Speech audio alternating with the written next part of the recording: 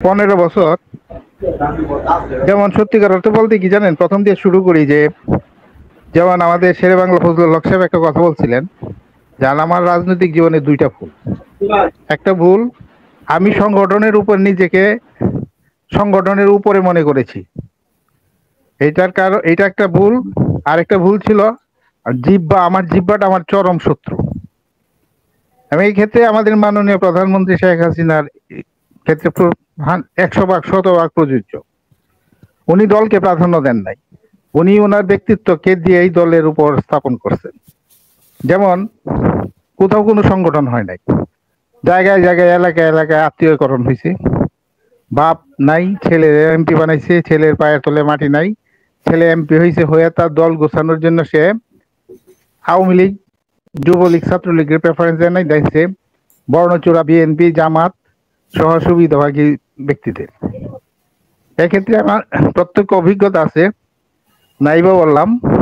সেটা হলো আমার দেশের গ্রামের বাড়ি কিশোরগঞ্জে দুইজন প্রেসিডেন্ট ছিলেন। দুইজনের পরিবর্তে কিন্তু ওনার দুই ছেলেকে এমপি বানিয়েছেন। তারা কিন্তু ছাত্রলীগ, যুবলীগ, শ্রমিক লীগ, কৃষক লীগ করেন নাই। কিন্তু ওই এলাকায় ওই দুইজন প্রেসিডেন্ট সাহেবের জন্য যারা দিনাতিপাত করছে, উদয়াস্ত পরিশ্রম করছে নেতাদের পিছনে, তারা কোনো মূল্যায়ন হয় নাই, তার ছেলেদেরকে মূল্যায়ন করা হয়েছে। যেমন সুরঞ্জিত সেনগুপ্ত মারা গেছেন, ওনার স্ত্রীকে কিন্তু নমিনেশন দিয়েছে। উনি কিন্তু আওয়ামী লীগ, যুবলীগ, ছাত্রলীগ, মহিলা লীগ কিছুই করেননি, উনি একটা এনজিওতে চাকরি করতেন।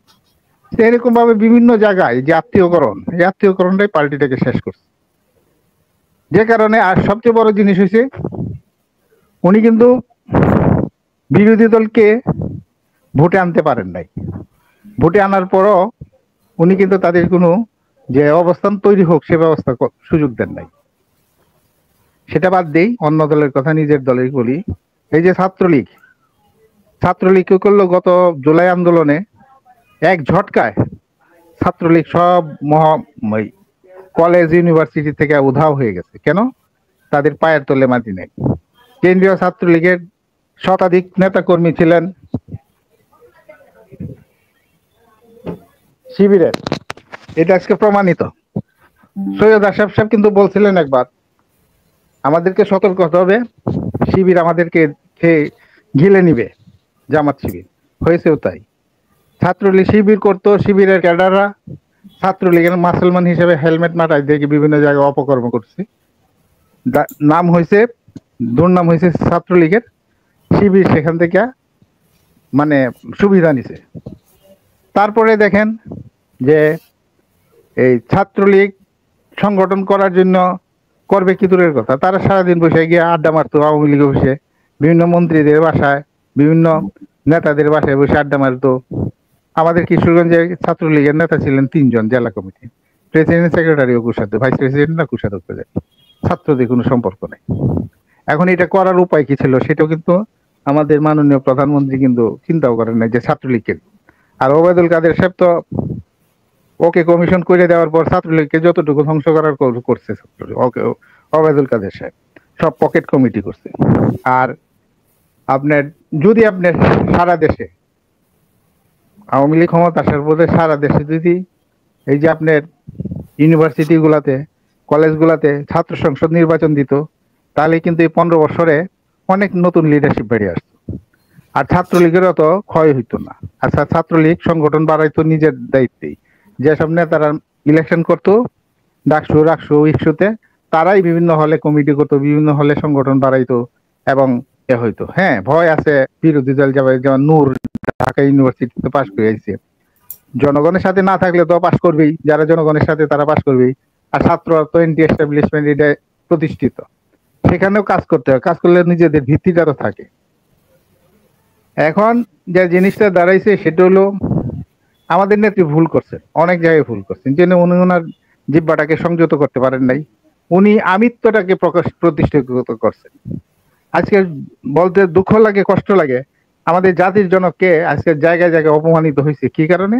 উনি কিন্তু অপমানিত করছেন, সারা দেশ মুজিবময় করছেন, শত শত হাজার হাজার ভাস্কর্য তৈরি করছেন, বিভিন্ন অফিস আদালতে বঙ্গবন্ধুর ছবি বিভিন্ন জায়গায় স্থাপন করছেন, এবং প্রায় 200টা প্রতিষ্ঠান উনি ওনার পরিবারের নামে করছেন, যেটা মানুষ ভালো চোখে নেয়।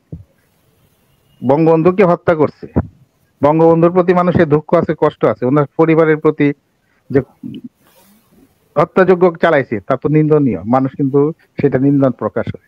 কিন্তু তার অর্থ এটাই না সবকিছুই ওনাদের নামে করতে হবে। ওনার আত্মীয় স্বজনের নামে শতাধিক এমপি, মানে 25-30 জন এমপি আছেন ওনার আত্মীয় নামে। কেন? যেমন কিছু ঢাকাতে সিটি কর্পোরেশন, ঢাকা সিটি কর্পোরেশনে ঢাকাতে এমপি ছিলেন ফজলে নূর তাপস, তাকে আবার সিটি কর্পোরেশনের চেয়ারম্যান বানাতে হবে কেন? এখানে কি এই যে সাইদ খোকন, সে কি আওয়ামী লীগের সার্ভার পাস করে নাই, সার্ভিস দেয় নাই, মিটিং মিছিল সবসময় তার বাপের সাথে একসাথে মিলে করে আসছে, আমরা দেখছি। তারপরে দেখেন যুবলীগ করলো, যুবলীগটার প্রতিষ্ঠা করলো মির্জা আজম এবং আজম ভাই এবং নানক ভাই, দুইজনে মিলে এই যুবলীগটাকে প্রতিষ্ঠিত করলো। তিনি কি করলেন? মনি ভাইয়ের ছেলেরে ওনার প্রতিষ্ঠিত চেয়ারম্যান বানিয়ে দিলেন। কেন? এত আত্মীয়করণ কেন? আর ওনার যে কথা, ওনার কথা বললাম না, যে কথা ফজলুল হক সাহেবের কথা, ওনার জিহ্বা ওনার সবচেয়ে most worst tongue is our worst enemy. ওনার জিহ্বাটা ওনাকে এখনো মানুষ ওনাকে চায়, দেশের জনগণ ওনাকে চায়, ওনাকে যাবে, উনি আবার ফেরত আসবেন। ও আরেকটা কথা সেখানে আমার বলা উচিত, সেটা হলো বঙ্গবন্ধুর স্মৃতি রক্ষা করার জন্য এত চেষ্টা করা উচিত ছিল না ওনার। পৃথিবী বিশ্ব ব্রহ্মাণ্ড যতদিন থাকবে ততদিন বাংলাদেশ থাকবে, যতদিন বাংলাদেশ থাকবে ততদিন বঙ্গবন্ধু থাকবে। এটা চিরন্তন সত্য, ধ্রুব তারার মতো সত্য। ওনার থাকবে। ওনারা হত্যা করছে দেখে ওনার এত স্মৃতিস্তম্ভ লাগানো দরকার নাই। কেন গান্ধীজিকে হত্যা করে নাই? গান্ধীজির কয়টা স্ট্যাচু আছে ঢাকা সারা ভারতবর্ষে? গান্ধীঘাটে ওনার একটা স্ট্যাচু। ইন্দিরা গান্ধীর হত্যা করে নাই? ওনার কি সারা দেশব্যাপী কোন স্ট্যাচু আছে? রাজীব গান্ধীর কোন স্ট্যাচু আছে? তাই বলে কি রাজীব গান্ধীকে ইতিহাস থেকে মুছে গেছে? ইন্দিরা গান্ধী মুছে গেছে? গান্ধীজি মুছে গেছে? এখন ভালো কাজ করলে ওনারা মুছবেন না, এবং ভালো কাজ করে গেছেন ওনারা মুছেন নাই, বঙ্গবন্ধু তেমনই মুছবেন না। শেষে আমি শুধু এটুকু বলতে চাই,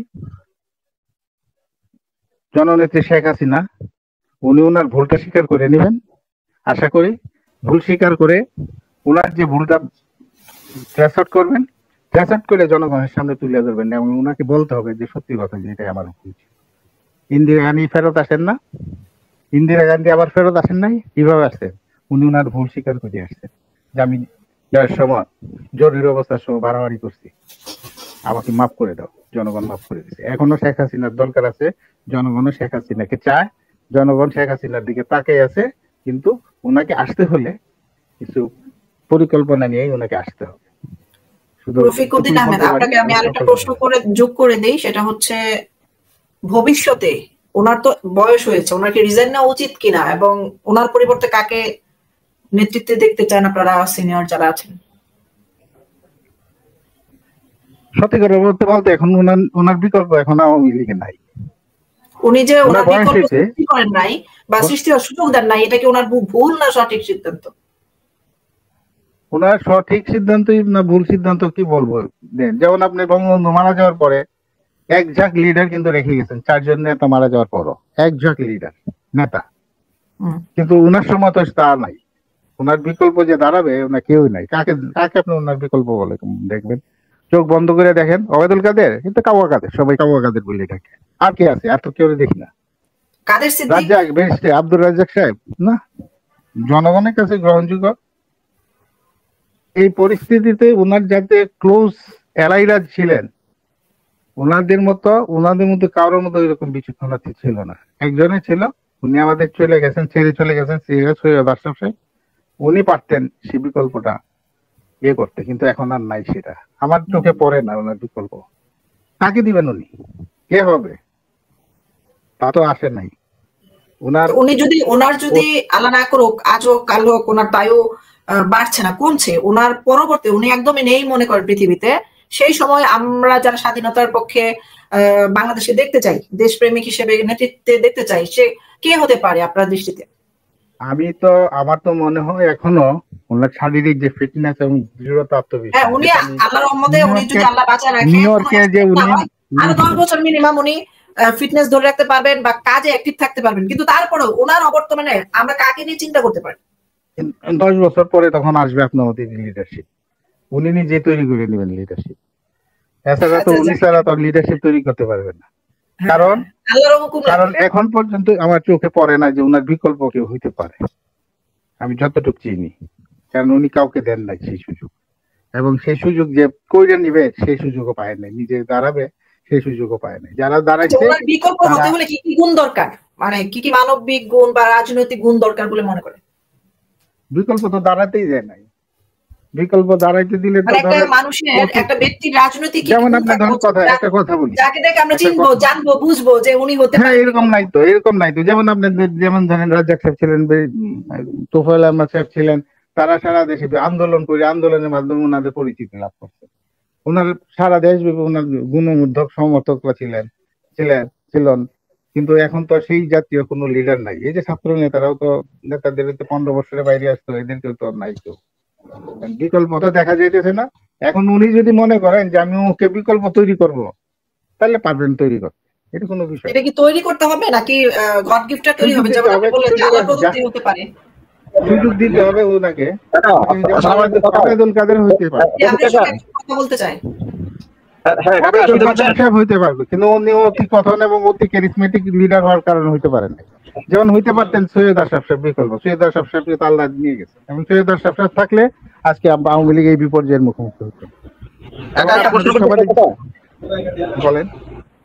জি কাকা, আমরা গত 10 বছর জানতাম যে পরবর্তীতে সোহেল তাজ সাহেব যেটা ওই আমাদের গাজীপুরের যে তিনি নাকি আওয়ামী লীগের পরবর্তীতে লিডারশিপের দায়িত্ব নিচ্ছেন, কিন্তু এখন দেখছি উনিও আওয়ামী লীগ থেকে বিতাড়িত হচ্ছেন। এটা কি শেখ হাসিনার ব্যর্থতা নাকি শেখ হাসিনার জয়? এটা কিভাবে আপনি দেখছেন?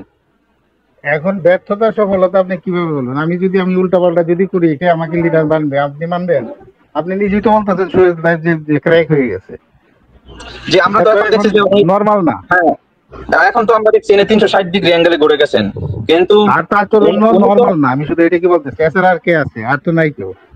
না, উনি তো প্রথম অবস্থায় যে 2006 সাল 2004 সালে তো উনি আন্দোলনের সবার সামনে ছিল, 21শে আগস্টে গ্রেনেড হামলা তো সামনে ছিল, বিভিন্ন আন্দোলনের ছবি যে সামাজিক মাধ্যমে ঘোরাফেরা করছে আমরা দেখছি, সারা বাংলাদেশের মানুষ দেখছি উনি তো শেখ হাসিনার পর্যন্ত তিনি আগলে ধরে রাখছে, বা আন্দোলনের মুখে পুলিশের সামনে তিনি হাত বাড়িয়ে রাখছেন। তো ওনার তো বিশাল বীরত্ব দেখলাম, কিন্তু লোকে আমরা তো চিন্তা ভাবনা করছি যে মনে হয় যে পরবর্তীতে সোহেল তাজ আসতেছেন যে আওয়ামী লীগের নেতৃত্বে। তো এখন তো দেখছি তিনি সেটা তো আপনি এখন তো তিনি জামায়াতের নেতা হয়ে যাচ্ছেন, ঠিক আছে, আমির হয়ে যাচ্ছেন। তো ওইটা বিষয় না, বিষয়টা হচ্ছে কি, এটা কি আওয়ামী লীগের ব্যর্থতা নাকি আওয়ামী লীগের কোনো মেটিকুলাস ডিজাইন ছিল বা প্ল্যানিং ছিল কিনা? কোন রাজনীতিবিদের উত্থান ঠেকাইতে পারে, কাউকে তুলতে হইলে সে অবস্থা থাকতে হয়। যেমন জিয়া রহমানের ছেলে তারেক জিয়া, তারও কিছু ক্যারিসমেটিক লিডারশিপ আছে, যে কারণে সে দাঁড়াইছে। কিন্তু আমাদের জয়ের মধ্যে দুঃখজনক ভাবে সেই ক্যারিসমেটিক নাই। না, ও জয়ের মাধ্যমে এই ধরনের কোন লিডারশিপের যে আলামত দেখতে পাচ্ছি না। দেশব্যাপী পরিচিত এদের মধ্যে আছে, যেমন আপনি নানক ভাই আছে, আজম ভাই আছে, তাদেরকে সবাই চিনে জানে। তারপরে আছে আপনার এই আর তো দেখি না এরকম, নানক ভাই আছেন, আজম ভাই আছেন, তারপরে যে আব্দুল রাজাক সাহেব আছেন, উনি ভদ্রলোক মানুষ, কিন্তু সবাই তো মানে তার মুখে কোনো নাই, ব্যালেন্স নাই, যা খুশি তা বলে, কি করেন। দেখেন কাকা, মির্জা আজম সাহেব আর হয়েছে কি কৃষিবিদ ডক্টর আব্দুল রাজ্জাক সাহেব, ঠিক আছে, উনি কিন্তু ঢাকা বিভাগের সাংগঠনিক দায়িত্বে ছিলেন, কিন্তু ওনাদের কারণে কিন্তু ঢাকা বিভাগে আওয়ামী লীগ 3টা টুকরা হয়েছে। তো আপনি কিভাবে তাদেরকে সারা আওয়ামী লীগের লিডারশিপ? নানক ভাই, আজম ভাই, যাদের কথা বলতেছেন, আমি সেটা কি আজম কি হয়েছে না হয়েছে সেটা তো পরের কথা। আমার গুলো রিনাউন্ড, সবাই চিনে তাকে দেশব্যাপী। আওয়ামী লীগের একটা দায়িত্ব নিলে একটা পরিচিত যৌমুখ, কয়েক কথা যাতে ওয়ান টু ওয়ান ছিল, সেটা তো নাই। এই কয়েকজনের মধ্যে আছে আর কি বলেন। না, আমরা যেটা দেখছি আর কি, যে উনি তো আমাদের যে ঢাকা বিভাগ, তার ভিতরে নরসিংদী, নারায়ণগঞ্জ, ওদের দায়িত্বে ছিল মির্জা আজম সাহেব, তারপরে কৃষিবিদ ডক্টর আব্দুল রাজ্জাক সাহেব। তারা তো ছিল যে এই দলটাকে তারা সংঘবদ্ধ করবে এবং শক্তিশালী করবে, কিন্তু তারা তো বরং গত 4-5 বছর দায়িত্ব নেওয়ার পরে শক্তিশালী করবে দূরের কথা, দুর্বল করতে পারে নাই, শেষ করে দিয়েছে। এটাই তো দুঃখজনক। তো এখন তো দুঃখজনক কারণ হয়েছে কি জানেন, সবাই নিজেকে মানে সামনে আনতে চায়, পার্টিকে সামনে আনতে চায়। যদি পার্টিকে সামনে আনতে চাইতো তাহলে কিন্তু পার্টি তাদেরকে নেতা বানাতো। যেমন আজকে আপনি যে সমালোচনাটা করতেছেন আজম ভাই সম্পর্কে, রাজ্জাক সাহেব সম্পর্কে, এটা তো উনি ওনার ব্যক্তিগত লাইকিং ডিসলাইকিং এর লোকদের পছন্দ অপছন্দের লোকদেরকে সামনে নিয়ে আসছেন। উনি যদি বলতো যে তোমরা কাউন্সিল করে যাদেরকে আনতে পারো আনো, তাহলে কিন্তু সেই বিতর্কটা হইতো না। আর সবচেয়ে বড় সমস্যা হইলো কি, সবকিছুর মধ্যে আমিত্ব, যে কারণে পার্টির বিকাশ হয় না। আমি কি একটা কথা বলবো? জি বলেন। আচ্ছা, আপনার এখন বিদায় নিন। না, আপনি কিছু থাকেন, আমি আপনাকে তো শুনে বলবো। এখন বর্তমানে লিডারশিপের জন্য বাংলাদেশ আওয়ামী লীগের যাকে প্রয়োজন সেটা হচ্ছে সায়মা ওয়াজেদ পুতুল। তার বিকল্প আমি আর কেউ কাউকে দেখি না, বুঝতে পারছেন? যে ধরনের সায়মা ওয়াজেদ পুতুল, কারণ তার যে দক্ষতা, আন্তর্জাতিক যে দক্ষতা, বর্তমানে উনি কাজ করছেন ডাব্লিউএইচওতে, এশিয়ান এশিয়ানসিও, যেটা আমাদের এশিয়ান যে দেশগুলো আছে, এফসিও, ডাব্লিউএইচওতে। তো আশা করি যদি আল্লাহ না করুক যে বর্তমান সময়ের জন্য যদি প্রধানমন্ত্রী তার পদ থেকে রিজাইন দেন, বা সে যদি বলে যে না আমি আমার দলটাকে রিনোভেট করবো, রিফর্ম করবো, নতুন ভাবে ঘরে সাজাবো, তবে আমি দেখি যে সায়মা ওয়াজেদ পুতুলের বিকল্প দলের হাল ধরার মতো কাউকে আমি দেখি না। বিশ্বাস যে একটা ব্যাপার, ওই ব্যাপারটা এবং লিডারশিপ কোয়ালিটিটা, বিশ্বস্ততা এবং লিডারশিপটা সায়মা ওয়াজেদ পুতুলের ভিতরে দুটোই আছে। আবার এটা যদি মনে করেন যে আবার অন্যদিকে আবার দেখেন যে শেখ হাসিনার ফ্যামিলির বাইরে কাউকে দেখি না, প্রত্যেককে দেখি যে তাদের কথা বলার ব্যালেন্স বা তাদের কাজ বা তাদের যে দক্ষতা অনুসারে দেশকে সুষ্ঠু পরিচালনা করার জন্য তাদের ওই যোগ্যতা তাদের এখন হয়নি, আমি আমার দৃষ্টিতে। কিন্তু অন্যান্য নেতারা যারা আছে বা অন্যান্য সাধারণ নাগরিক যারা আছেন, তাদের মতো কি তা কিন্তু এখনো প্রকাশ আসেনি। আমি এটুকু বলতে পারি যে অচিরেই দলটা যখন রিফর্ম হবে তখন দেখবেন সায়মা ওয়াজেদ পুতুলের নামটা চলে আসবে অটোমেটিক। জি রাইট। একটা জিনিস আমি আপনার কাছে বলতে চাই যে আমার ওপিনিয়ন যেটা এখন পর্যন্ত আগামী এ পর্যন্ত, কারণ আমি ওনার বক্তৃতাটা শুনছি সর্বশেষ যে আপনার নিউ ইয়র্কে যে উনি বক্তৃতাটা দিলেন, সেই বক্তৃতাটা দেখে মনে হলো যে ওনার উপর যে ধকলটা গেছে, হত্যা করার যে চেষ্টাটা করছিল, তারপরে ওখান থেকে যেভাবে উনি ভারত গিয়ে ভারতে চলে যেতে বাধ্য হয়েছেন, তারপরে ওনার উপর যে ধকলটা গেছে সেই ধকল উনি কাটিয়ে উঠছেন। তার বক্তৃতার যে দৃঢ়তা, সাহস এবং আত্মবিশ্বাস দেখছি, উনি ছাড়া আওয়ামী লীগের বিকল্প নাই এবং ওনাকে সামনে রেখে আমাদের আগাতে হবে। জি কাকা, আমরা একমত আপনার সাথে। পরের লিডারশিপটা পরে চিন্তা করা যাবে। আমি তাহলে আপনার বক্তব্যের উপর আমার একটা অ্যানালাইসিস মনে হলো যে একটা মানুষ তার ফেরেশতা না, ভুল ত্রুটি ভালো মন্দ নিয়ে একটা ব্যক্তি তৈরি হয়। তাহলে ওনার ভুল যেমন ছিল, অসংখ্য ভালো চিন্তা ভাবনাও ছিল দেশের জন্য এবং সৎ মনোভাবও ছিল, এবং তিনি কিছুটা করাপশনের মধ্যেও ছিল, যে কাজগুলো হয়তো উনি বাধ্য হয়ে করতেন দলটাকে টিকিয়ে রাখার জন্য বা দলের লোকজনকে একসাথে রাখার জন্য, অনেকের মন রাখার জন্য কিছু কাজ আমরা বেশি মনে করবো কিনা যে তার ভালো কাজের সংখ্যাটা বেশি। আমি এখানে একটা জিনিস যুক্ত করতে চাই, সেটা হলো যে উনার দলে অনেক করাপ্ট লোকজন আছে, লক্ষ লক্ষ কোটি কোটি টাকা কামাইছে, কিন্তু আমার মনে হয় না যে উনি কোনো করাপশনের সাথে যুক্ত। আমার সেই বিশ্বাস যুক্ত না, ওনাকে হিপ্নোটাইজ করে বা ওনার যে আপনজনগুলো তাদেরকে দূরে সরিয়ে যেমন ওনার এক চাকর, ওনার এক চাকর 400 কোটি টাকার মালিক হয়েছে এবং উনি সেটা প্রচার করতে গেলেন কেন?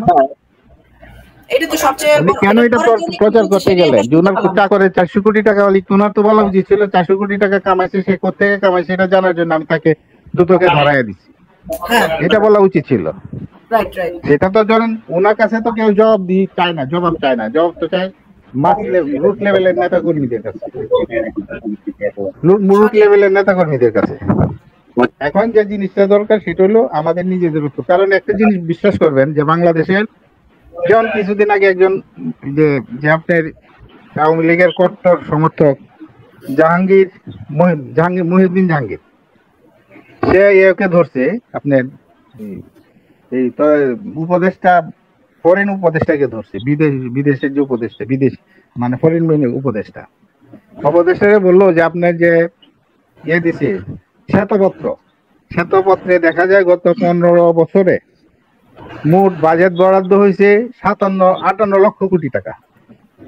সেখানে 27 লক্ষ কোটি টাকা যদি করাপশন হয়ে যায়, যে আনোয়ার হুজ্জার সেই গল্পের কথা মনে হইতাছে, নাসিরউদ্দিন হুজ্জার, তো নাসিরউদ্দিন হুজ্জার গল্পের কথা মনে হইতাছে যে 5 কেজি যদি মাংস হয়, তো বিড়াল খাইছে, তাহলে বিড়ালের ওজনই তো 5 কেজি, তাহলে মাংস কোথায়? দেশের তো উন্নয়ন হয়েছে, এত উন্নয়নটা কি করে হলো যদি সেটাই। সবই বিদেশে পাচার হয়ে যায়? তখন এটার জবাব ভদ্রলোক দিতে পারেন নাই। এই যে শ্বেতপত্র কমিটি, আসলে এটা তো প্রচার। এখন দেশের মানুষ কিন্তু দেখতেছে মেট্রো রেল, দেশের মানুষ কিন্তু যেমন দেশ স্বাধীন হওয়ার পরে, মুক্তিযুদ্ধের পরে আমরা যখন মাঠে যেতাম তখন বলতো দুর্ভিক্ষের কথা, তখন বলতো আইন শৃঙ্খলা পরিস্থিতি নিয়ে, পুলিশ ছিল না, কিছু ছিল না, আইন শৃঙ্খলা পরিস্থিতি নানাবিধ সমালোচনা, বিশেষ করে দুর্ভিক্ষের সমালোচনা। এখন তো জানা, এখন বলবে পদ্মা সেতুর কথা, এখন বললে এলিভেটেড এক্সপ্রেস ওয়ের কথা, শত শত মাইল আপনার এর কথা, এই যে হাইওয়ে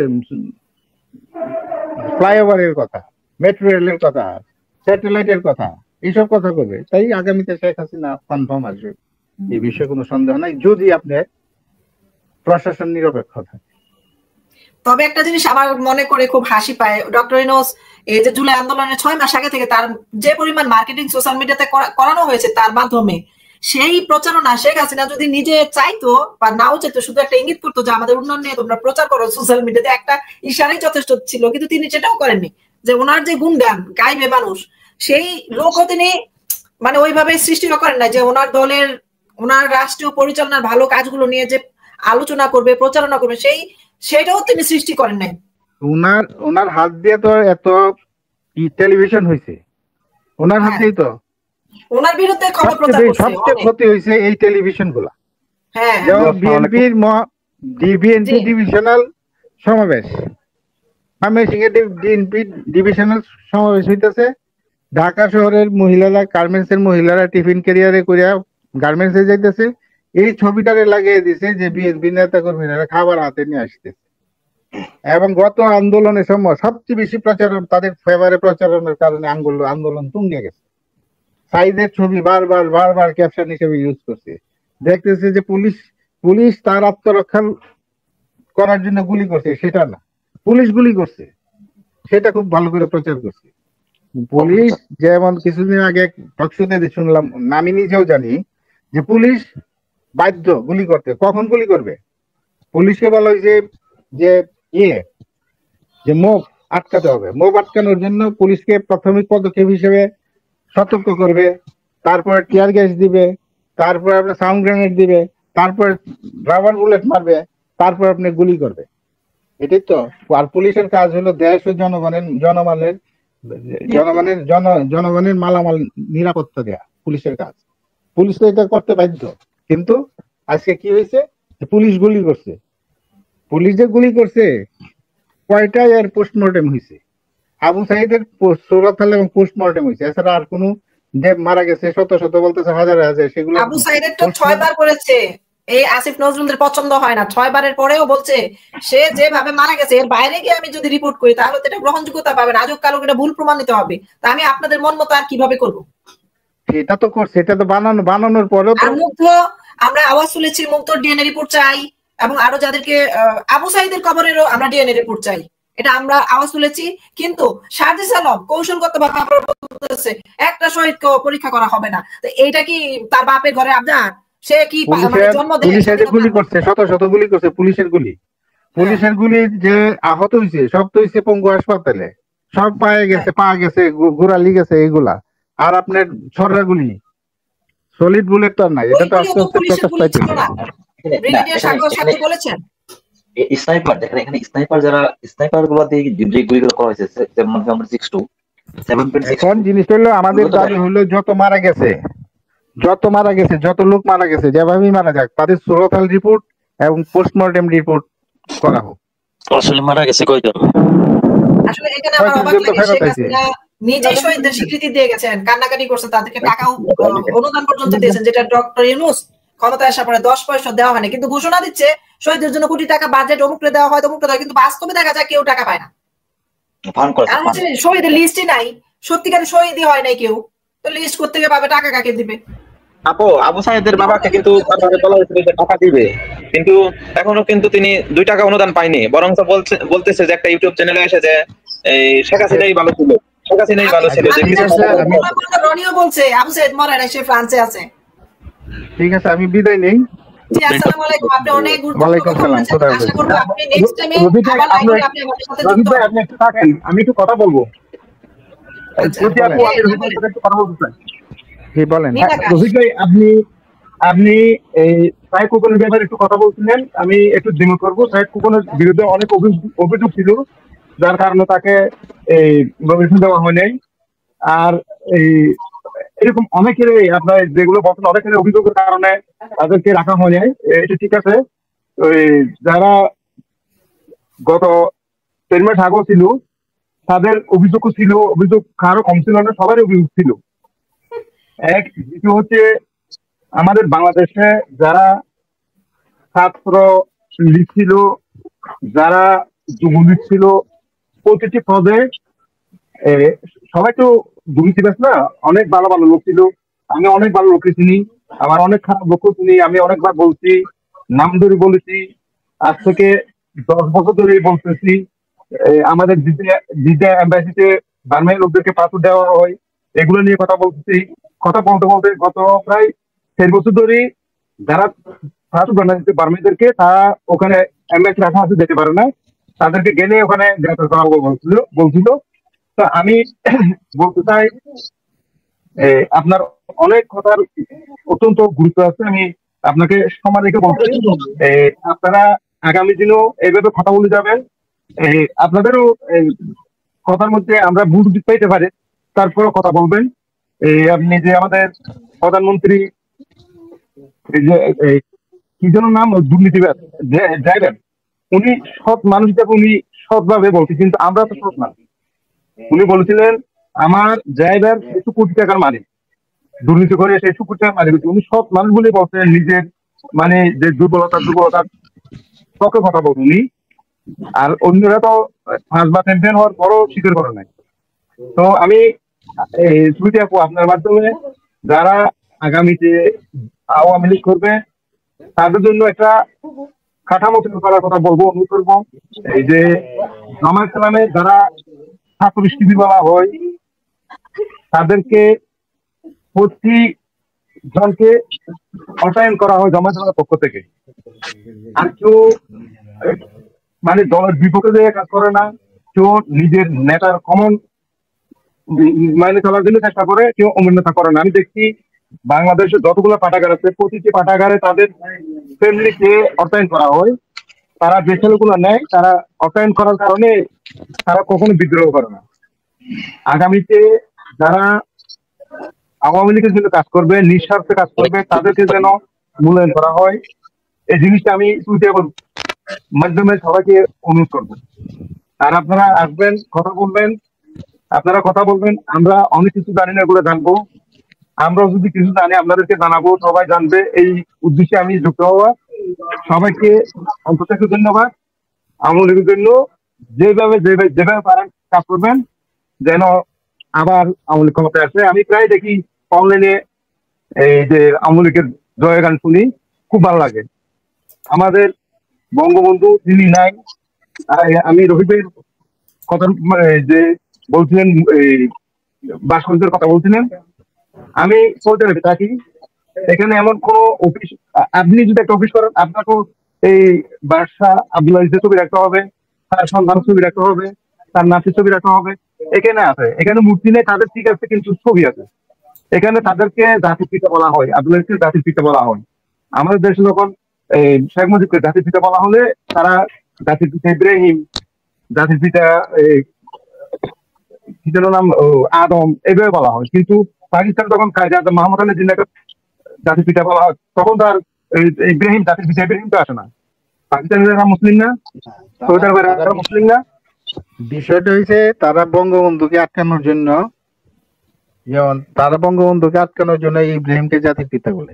ইব্রাহিমকে জাতির পিতা জিজ্ঞেস করছিলাম, ইব্রাহিম কাদের জাতির পিতা? মুসলমানদের জাতির পিতা। আচ্ছা, বঙ্গবন্ধু তো বাঙালিদের জাতির পিতা, সুতরাং দুইটা আলাদা। যাই হোক, আপনার মূল্যবানের জন্য ভালো। তবে একটা জিনিস সবচেয়ে ভালো জিনিস আসছে এখন, সেটা হলো হাইব্রিড আওয়ামী লীগাররা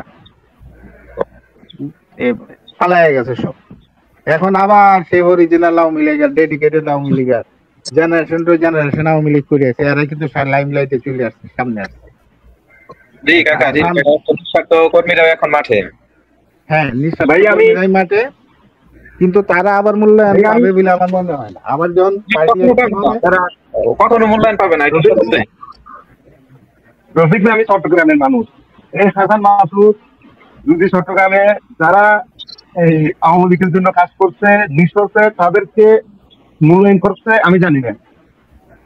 আমাদের আচারগঞ্জ বাবুর ছেলে জাভেদ চৌধুরী, উনিও মানুষের ওনার মাধ্যমে আর কি, অভিযোগের মাধ্যমে উনিও ভূমিদস্যু হিসেবে আমি চিনি।